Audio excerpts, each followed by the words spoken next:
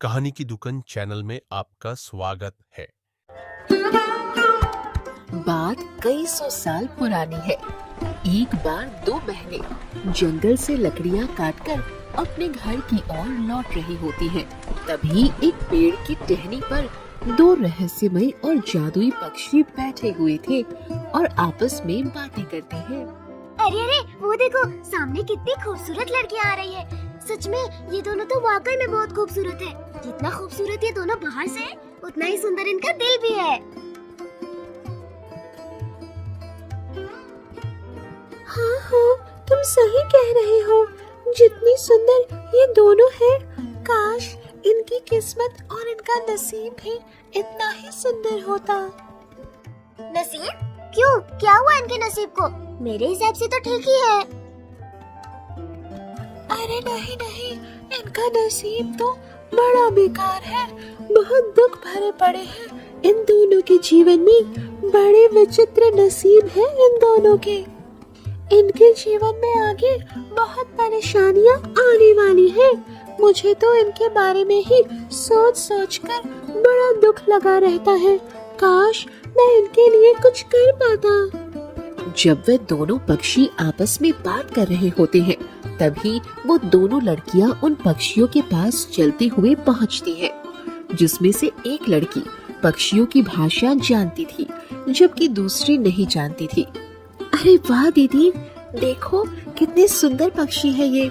मैंने तो इतने सुंदर पक्षी आज तक नहीं देखा। काश इन दोनों की भाषा हम समझ सकते। नहीं, मैं इसे नहीं बता सकती कि ये दोनों क्या बातें कर रहे हैं। अरे मुझे तो बता, आखिर इनके नसीब में ऐसा लिखा क्या है? इनमें से एक लड़की की किस्मत में मृत शरीर से विवाह करना लिखा है, वहीं दूसरी की किस्मत में एक भेड़िया से विवाह करना लिखा है। ओहो, अब इन बेचारियों का क्या होगा? जब दोनों पक्षी बातें कर रहे थे, तभी वो दोनों लड़कियां उनकी बातें सुन रही होती है। श्यामली, अंधेरा हो रहा है, चलो यहाँ से। रास्ते पर चलते चलते मोहिनी सोच में पड़ जाती है और उदास हो जाती है। क्या वो दोनों पक्षी सच कह रहे थे? क्या हमारा नसीब सच में खराब है? कुछ ही देर में दोनों अपने घर पहुँचती हैं। बेटियों, इतनी देर कैसे हो गई? हमें बहुत फिक्र हो रही थी तुम्हारी। मैं भी बड़ा भागा पिता हूँ अपनी बेटियों का। मेरा शरीर बहुत जल्दी बूढ़ा हो गया। जो काम मुझे करना चाहिए वो मेरी बेटियों को करना पड़ रहा है। न जाने क्या लिखा है मेरी बेटियों के नसीब में। ऐसा मत कहिए पिताजी, आपने भी तो बहुत मेहनत करके हमें बड़ा किया है। अब जब आपका शरीर साथ नहीं दे रहा, तो क्या हम भी आपका साथ छोड़ दें? आप फिक्र मत करो, हमारे नसीब में जो लिखा है वो होकर ही रहेगा। कुछ दिन बीतते हैं और मोहिनी के दिमाग में वो बात असर करने लगती है, जिससे वो बहुत परेशान होती है। न ठीक से खाती है, न ठीक से पीती है। एक दिन उसकी माँ उसके पास आती है और कहती है, मोहिनी बेटी, क्या बात है? कोई परेशानी है क्या तुझे? नहीं माँ, मुझे क्या परेशानी होगी। बेटी, बहुत दिनों से देख रही हूँ, तो न ठीक से खाना खा रही है, न ठीक से किसी से बात कर रही है।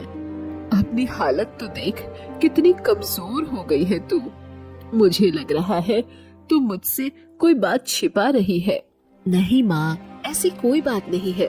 ऐसा कहकर मोहिनी वहाँ से चली जाती है। अगले दिन वो दोनों फिर जंगल जाते हैं, जहाँ वही पक्षी फिर से आपस में बात कर रहे होते हैं। भाई, क्या कोई हाल नहीं है इन दोनों के नसीब को बदलने का? नहीं, इनके नसीब में एक बार जो लिखा गया है वो होकर ही रहेगा। अब वो नहीं बदला जा सकता। ओह, ये तो इनके साथ बड़ा बुरा होने जा रहा है। दोनों पक्षियों को बात करते मोहिनी फिर से सुन लेती है, जिसे सुन और भी ज्यादा दुखी होती है।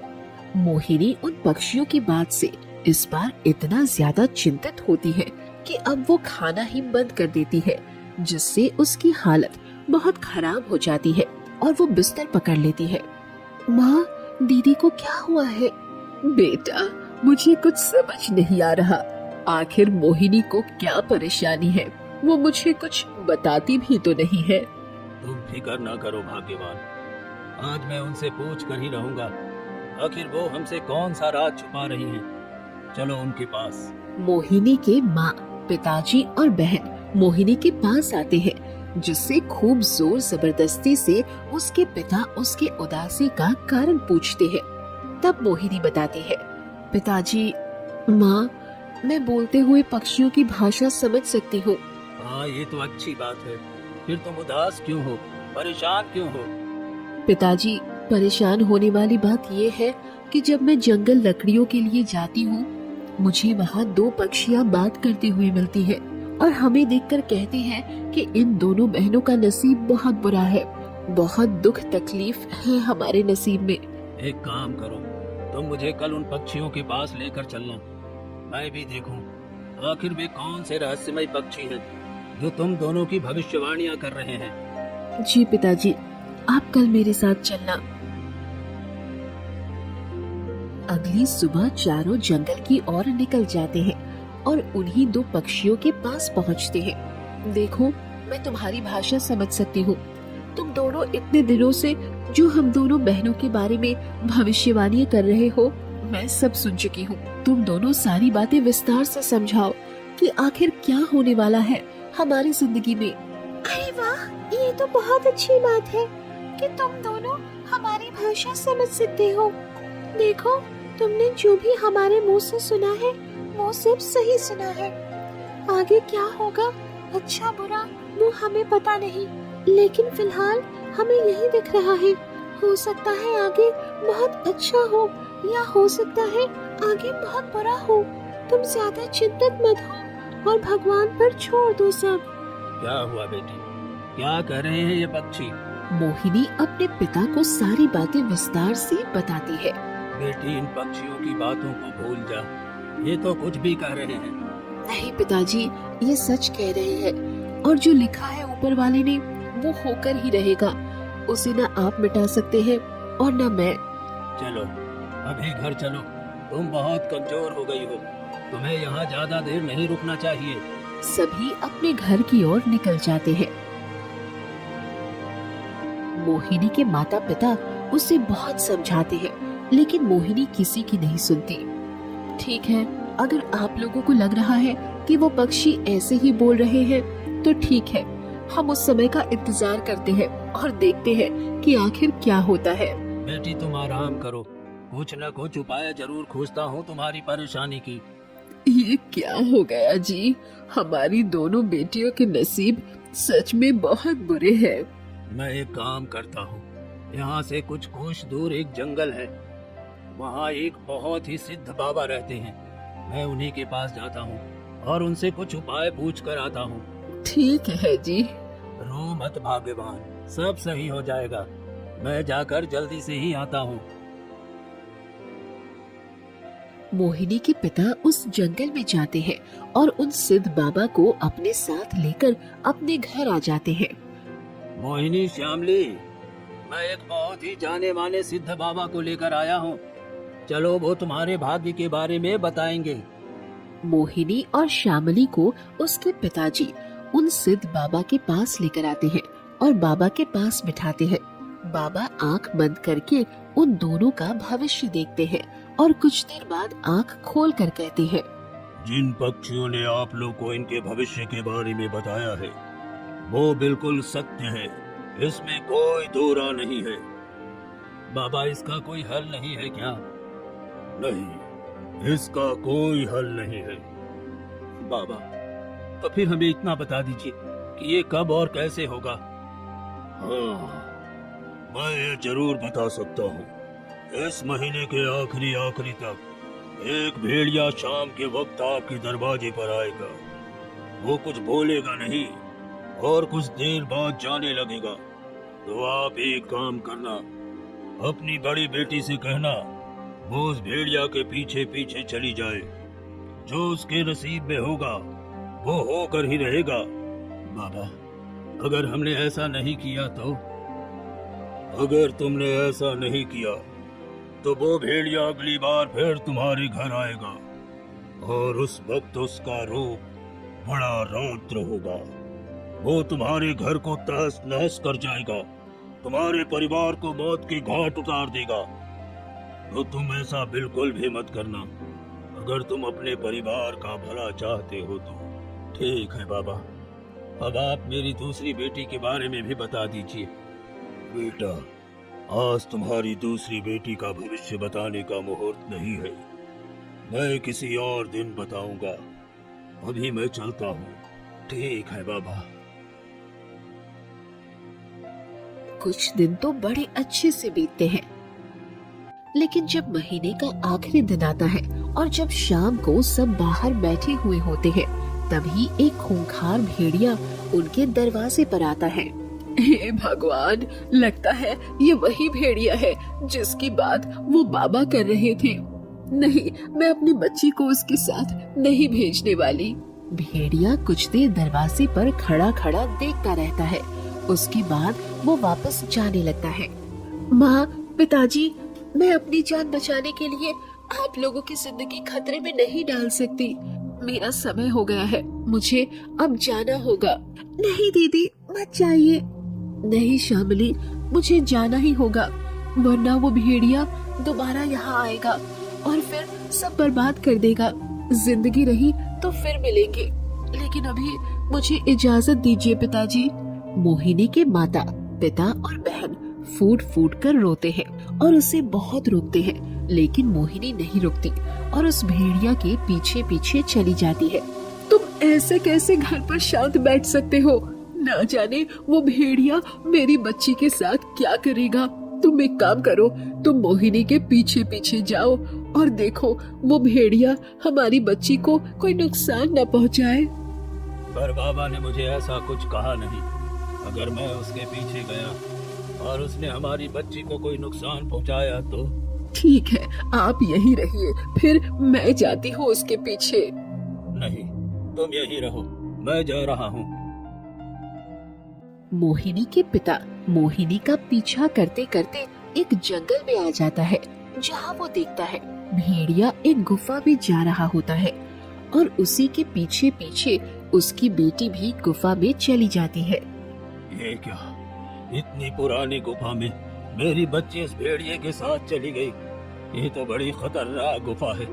बड़े खतरनाक जानवर रहते हैं यहाँ।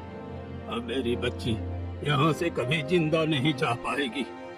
ऐसा कह मोहिनी के पिताजी फूट फूट कर रोने लगते हैं और अपने घर आ जाते हैं। पति को रोता देख श्यामली और उसकी माँ भागते हुए आती है। क्या हुआ जी, आप रो क्यों रहे हैं? हमारी बच्ची कहाँ है? पिताजी बताइए ना, क्या हुआ? भाग्यवान, वो भेड़िया हमारी बच्ची को उस खतरनाक वाली गुफा में लेकर गया है। उस गुफा में कोई एक बार चला जाए तो कभी वापस नहीं आता। लाहो, उस भेड़िए ने हमारी बच्ची के साथ जरूर कुछ कर दिया है। हे भगवान, ये क्या हो गया? हमारी बच्ची का नसीब तूने कैसा लिखा है प्रभु? रो मत भाग्यवान, मैं कल सुबह एक बार और देखता हूँ। उस गुफा के पास जाकर शायद मुझे अपनी बच्ची वहाँ मिल जाए। अगली सुबह भाग्यवान, मैं जा रहा हूँ, तुम श्यामली का ध्यान रखना। ठीक है जी, मेरी बच्ची मोहिनी को सही सलामत घर लेकर आना। श्यामली के पिता उस जंगल की गुफा के पास पहुंच जाते हैं। अब मुझे इस गुफा के अंदर जाकर देखना ही पड़ेगा। मोहिनी के पिता उस गुफा के अंदर जाते हैं।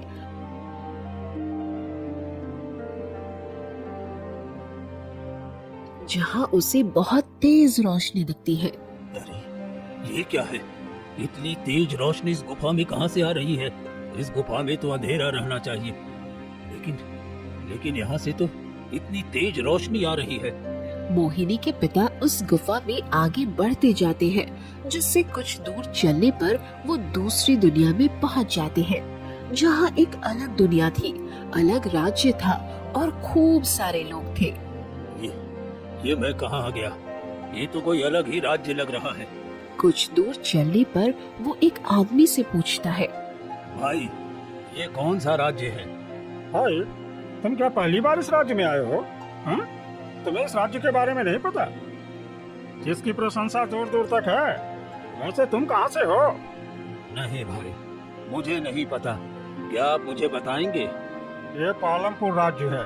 यहाँ राजा वीरसेन राज्य करते हैं। ओह अच्छा, ठीक है भाई, बताने के लिए आपका बहुत बहुत शुक्रिया। मोहिनी के पिता कुछ दूर चले ही थे कि उनकी नजर एक बगदी पर पड़ती है, जिसमें रानी के भेष में मोहिनी बैठी हुई थी। अरे, मैं ये क्या देख रहा हूँ? ये तो मेरी बेटी है और इसका तो भेष ही बदल गया है। बग्गी जैसे ही उसके पिताजी के पास आती है, मोहिनी उसे रुकवा लेती है और अपने पिता को देखकर बड़ी खुश होती है। पिताजी, आप यहाँ? बेटी, मैं तो तुझे खोजते खोजते यहाँ आया था, पर तुझे इस भेष में देखकर मैं तो चौंक ही गया। बेटी, ये सब क्या है? तुझे तो वो भेड़िया इस गुफा में लेकर गया था ना? पिताजी, मुझे कुछ समझ नहीं आया।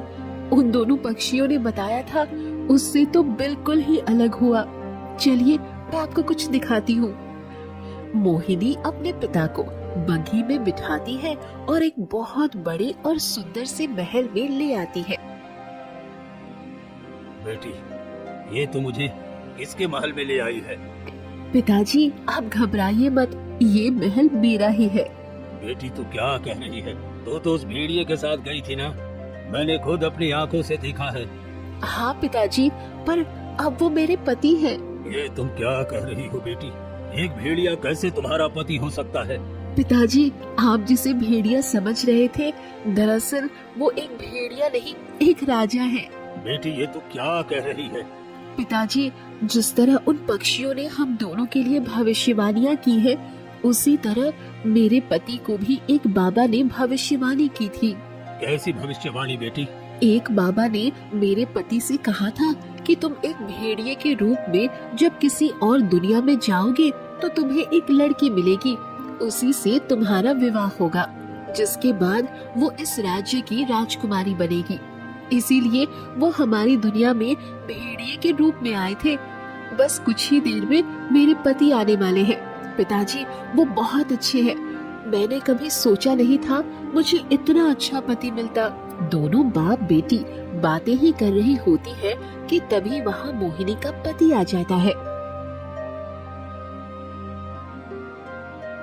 रानी, ये कौन है? इनकी शक्ल को जानी पहचानी लग रही है। महाराज, ये मेरे पिताजी हैं। अच्छा अच्छा, हाँ हाँ, मैंने इन्हें पहचान लिया। आइए आइए, बैठिए। रानी ने जलपान कराओ और दूर से आए हैं, इन्हें भोजन भी खिलाओ। नहीं महाराज, अब मैं चलता हूँ। मोहिनी की माँ मेरा इंतजार कर रही होगी, उसे भी तो ये खुशखबरी सुनानी है। पिताजी, आप आज रात्रि यहीं रुक जाइए, कल सुबह सुबह चली जाना। ठीक है बेटी, अगर तेरा मन है तो मैं आज रात्रि रुक जाता हूँ। मोहिनी के पिता रात्रि अपनी बेटी के पास रुकते हैं और वो सुबह सुबह अपने घर की ओर चल देते हैं।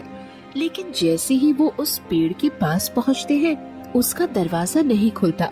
तभी पास में बैठा एक पक्षी उससे कहता है, कौन हो तुम और इस दरवाजे के पास क्या कर रहे हो? ये कोई मामूली दरवाजा नहीं है, बड़ा ही तिलिस्मी दरवाजा है ये। पर मैं इसी दरवाजे से अंदर आया था और मुझे अब अपने घर जाना है, लेकिन ये दरवाजा तो खुल ही नहीं रहा। अच्छा, ये बताओ तुम कहाँ से आ रहे हो? मैं अपनी बेटी के यहाँ गया था, वहीं से आ रहा हूँ। लगता है तुमसे कोई गलती हुई है, इसलिए दरवाजा नहीं खुल रहा है। एक काम करो, तुम जाओ अपनी बेटी के घर और जाके तुमने जो भी खाया है उसके यहाँ पर उसे उसका पैसा दे के आओ, या फिर वो सिर्फ माफ करवा के आओ जो तुमने अपनी बेटी का हक खाया है, तभी ये तिलिस्मी दरवाजा खुलेगा। मोहिनी का पिता दोबारा अपनी बेटी के ससुराल जाता है और सारी बातें अपनी बेटी को बताता है। बेटा, मुझे समझ में नहीं आ रहा, मैं क्या करूं? मैं ठहरा एक गरीब, तुझे क्या दूंगा? लगता है मुझे यही रहना पड़ेगा। पिताजी, आपको कुछ भी देने की जरूरत नहीं है, मैंने आपका सारा माफ किया। अब आप निस्फिक्र होकर जाइए। ठीक है बेटी।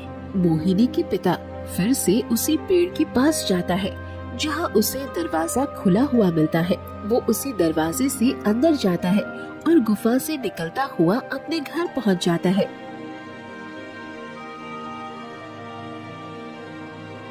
कहाँ थे जी आप? मेरी बेटी का कुछ पता चला? वो जिंदा है? अरे आप मुस्कुरा क्यों रहे हैं? भाग्यवान, जो मैंने देखा ना, अगर वो तुम देख लोगी तो तुम्हारे होश उड़ जाएंगे। बातों को घुमाइए मत जी, मुझे बस इतना बताओ कि मेरी बेटी का कुछ पता चला कि नहीं।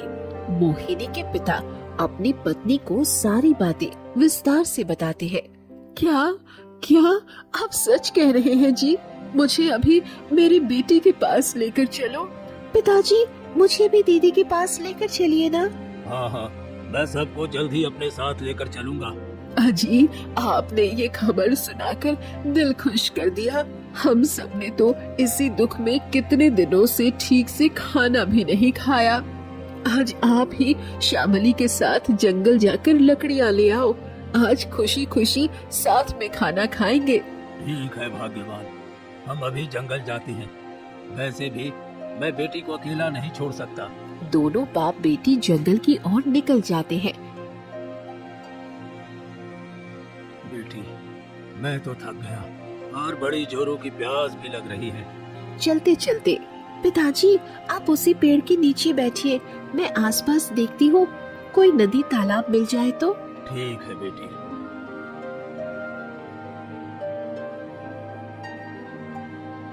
श्यामली जंगल में यहाँ वहाँ पानी तलाशती है, लेकिन उसे कहीं पानी नहीं मिलता। पर एक झोपड़ी नजर आती है। अरे, ये किसकी झोपड़ी है? मैं एक काम करती हूँ, इस झोपड़ी में जरूर कोई रहता होगा। मैं पिताजी के लिए यहीं से पानी मांग लाती हूँ। श्यामली उस झोपड़ी के पास आती है, लेकिन वहाँ उसे कोई नजर नहीं आता। कोई है क्या इस झोपड़ी में? अरे, कोई है? कब से चिल्ला रही हो, कोई आता ही नहीं। लेकिन घड़ा तो रखा हुआ है। मैं एक काम करती हूँ, उस घड़े से पानी ले आती हूँ और पिताजी को दे देती हूँ। श्यामली उस घड़े के पानी को एक गिलास में लेती है और अपने पिताजी को दे आती है। बेटी, जा ये गिलास वहीं रखा, किसी की अमानत है ये। ठीक है पिताजी। श्यामली दोबारा उस झोपड़ी में जाती है और जैसे ही गिलास उस घड़े पर रखती है, उस झोपड़ी का दरवाजा अचानक से बंद हो जाता है। पिताजी, पिताजी, बचाइए मुझे, मैं यहाँ फंस गई हूँ पिताजी। अरे, ये तो मेरी बेटी की आवाज है। लगता है मेरी बेटी किसी खतरे में है, मुझे देखना होगा। पिता भागता हुआ झोपड़ी के पास पहुँचता है, जहाँ उसकी बेटी लोहे की सलाखों में कैद रहती है। मुझे नहीं पता पिताजी, मैं तो यहाँ ग्लास रखने आई थी। अब देखो तो यहाँ एक चूल्हा जल रहा है और उस पर कुछ पक रहा है। और पिताजी, यहाँ एक मृत शरीर भी पड़ा हुआ है। मुझे बहुत डर लग रहा है पिताजी। बेटी, ये सब क्या हो गया? तुम अंदर कैसे फंस गई? श्यामली के पिता बहुत कोशिश करते हैं, लेकिन वो सलाखें उससे नहीं खुलती। बेटी घबराओ मत, मुझे लगता है उन पक्षियों की दूसरी भविष्यवाणी भी सच हो गई है। बेटी, मैं कोशिश करता हूँ इसे खोलने की। हाँ, फिक्र मत कर बेटी, मैंने बहुत कोशिश कर ली, लेकिन ये सलाखें तो मुझसे नहीं खुल रही। लगता है यही तेरा नसीब है। पिताजी, अंधेरा होने वाला है, आप जाइए यहाँ से। अब लगता है यही मेरा नसीब है। आप मुझसे मिलने आ जाया करिए। नहीं बेटी, मैं तुझे छोड़कर नहीं जा सकता। पिताजी, आपको मेरी कसम, जाइए यहाँ से, वरना मैं परेशान हो जाऊंगी।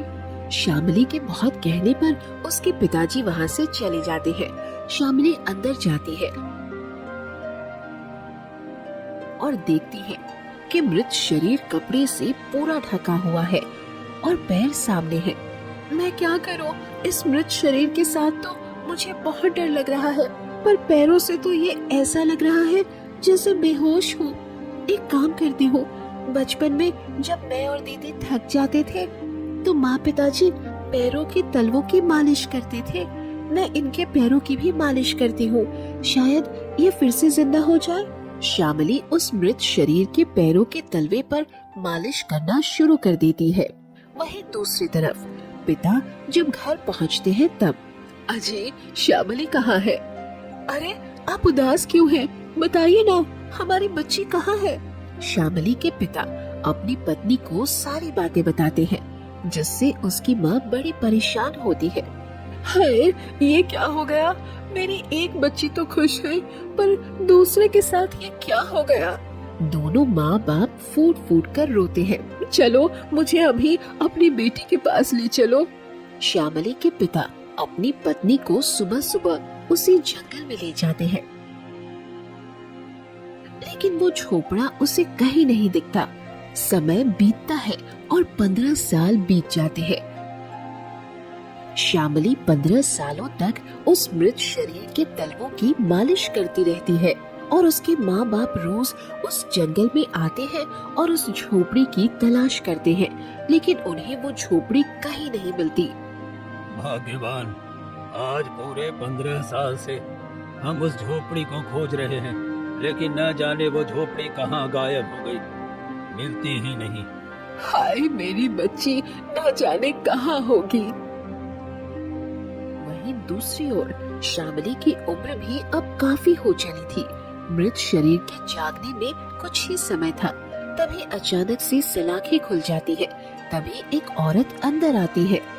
तुम कौन हो और यहाँ क्या कर रही हो? मैं पिछले 15 सालों से इस झोपड़ी में हूँ और इस मृत शरीर के पैरों के तलवों की मालिश कर रही हूँ ताकि ये जिंदा हो जाए। ओह अच्छा, एक काम करो, तुम थोड़ा बाहर जाकर आराम कर लो। मेरी बकरी बाहर बंधी है, उसे जाकर देखाओ। तब तक मैं तुम्हारा ये काम करती हूँ। आपकी बड़ी मेहरबानी होगी, मैं भी बहुत थक गई हूँ। श्यामली बाहर चली जाती है और जैसे ही उसकी जगह वो औरत उसके पैरों के तलवे की मालिश करने लगती है, मृत शरीर वाला आदमी जिंदा हो जाता है। कौन हो तुम? मैं पिछले 15 साल से तुम्हारे पैरों के तलवे की मालिश कर रही हूँ। मुझे पूरा विश्वास था कि एक ना एक दिन तुम जरूर उठोगे। देखो, आज तुम जिंदा हो गए। आपका मैं जिंदगी भर एहसानमंद रहूंगा। आज आपकी वजह से उस जादूगर के जादू से मुक्त हो पाया हूँ, जिसने मुझे यहाँ कैद करके रखा था। आपने बिना कोई स्वार्थ के 15 साल मेरी सेवा करी। आप सच में बहुत अच्छी हैं। मैं कोई मामूली आदमी नहीं हूँ, मैं एक राजकुमार हूँ। क्या आप मुझसे विवाह करेंगी? हाँ हाँ बिल्कुल, आप भी मुझे पसंद है, तभी तो 15 साल से मैंने आपकी सेवा की है। दोनों बातें ही कर रहे होते हैं, तभी श्यामली बाहर से अंदर आ जाती है। ये क्या, ऐसा कैसे हो गया? कौन हो तुम? श्यामली कुछ बोलने वाली होती है, तभी औरत कहती है, राजकुमार, ये बकरी चराने वाली है, कभी कभी यहाँ पानी पीने आ जाती है। हाँ तो इसे पानी दो और जाने दो यहाँ से। नहीं नहीं राजकुमार, मुझे आप यहाँ नौकर रख लीजिए। मैं अनाथ हूँ, मेरा इस दुनिया में कोई नहीं है। राजकुमार, जब ये इतना गिड़गिड़ा रही है तो रख लीजिए इसे नौकर। ठीक है, तुम्हें जो अच्छा लगे। श्यामली एक नौकर बनकर उन दोनों के साथ रहने लगती है, लेकिन औरत उस पर बड़ा जुल्म करती है। कुछ दिन ऐसे ही बीतते हैं, लेकिन एक दिन श्यामली बहुत उदास होती है और बैठे बैठे खुद से बातें करने लगती है। ये क्या हुआ भगवान, आपने ये क्या किया? मैंने राजकुमार की 15 सालों तक सेवा की और पत्नी वो औरत बन गई। उसने चालाकी से राजकुमार को मुझसे छीन लिया। श्यामली ऐसा कह फूट फूट कर रोने लगती है, जिसे राजकुमार सुन लेता है। राजकुमार उस औरत के पास जाता है और कहता है, मुझे सब पता चल गया है कि मेरी सेवा तूने नहीं, श्यामली ने की थी। 15 साल तुम नहीं हो रही मेरे साथ, तूने मेरे साथ छल किया है। अब मैं तुझे छोड़ने वाला नहीं। राजकुमार, मुझे माफ कर दीजिए, मुझसे बहुत बड़ी भूल हो गई। नहीं राजकुमार, ऐसा मत करिए, माफ कर दीजिए इसे। मुझे माफ कर दो श्यामली, मैं तुम्हें पहचान नहीं पाया। आज से तुम ही मेरे लिए सब कुछ हो। दोनों खुशी खुशी शादी कर लेते हैं। एक दिन श्यामली अपने माता पिता से मिलने घर आती है, जहाँ उसकी बड़ी बहन भी आई होती है। अपनी दोनों बेटियों को देख माता पिता बहुत खुश होते हैं और खुशी खुशी रहने लगते हैं।